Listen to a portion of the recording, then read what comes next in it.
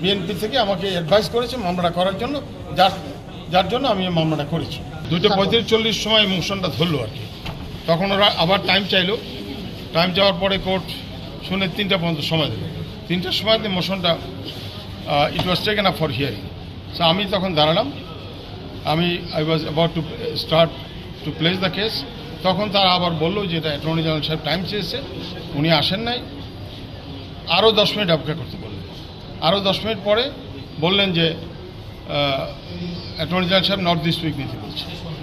তখন একটা অল্টারকেশন হয়েছে এবং তারা একটা আচরণটা ভালো করেনি।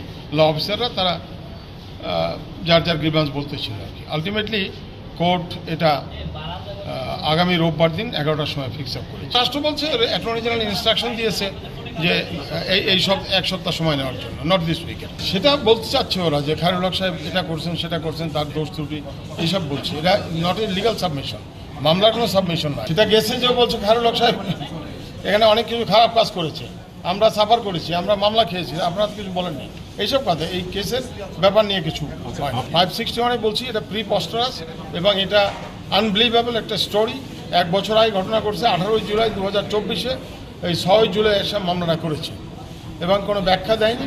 এবং সেটা বলেছে যে আমি অসুস্থ ছিলাম এবং বিএনপি অফিসে যাওয়ার পরে বিএনপি থেকে আমাকে অ্যাডভাইস করেছে মামলাটা করার জন্য, যার জন্য আমি এই মামলাটা করেছি। এবং জাস্টিস খায়রুল হকের কোনো ওভারটেক নাই, কিছু ইমপ্লিকেশন নাই। He was then chairman of the law commission এবং ওনাকে এই 44 নম্বর আসামি করা হয়েছে। তার এট অল কোনো আইড অফ এভিডেন্স নাই তার বিরুদ্ধে। আর জাস্টিস খায়রুল হক তো ল কমিশনের চেয়ারম্যান হিসাবে 13ই আগস্ট পর্যন্ত ছিলেন এবং অল দি টাইম পুলিশ প্রোটেকশনই ছিলেন। ওনার তো আর কোথাও বাইরে যাওয়ার কোনো স্কোপ নাই। জাজেস প্রোটেকশনের আন্ডারই উনি ছিলেন। ডায়ালগ সুবাসিত টয়লেট ক্লিনার, যার পাওয়ার প্লাস ফর্মুলা টয়লেটের কোনায় কোনায় পৌঁছে 99.99% জীবাণু ধ্বংস করে।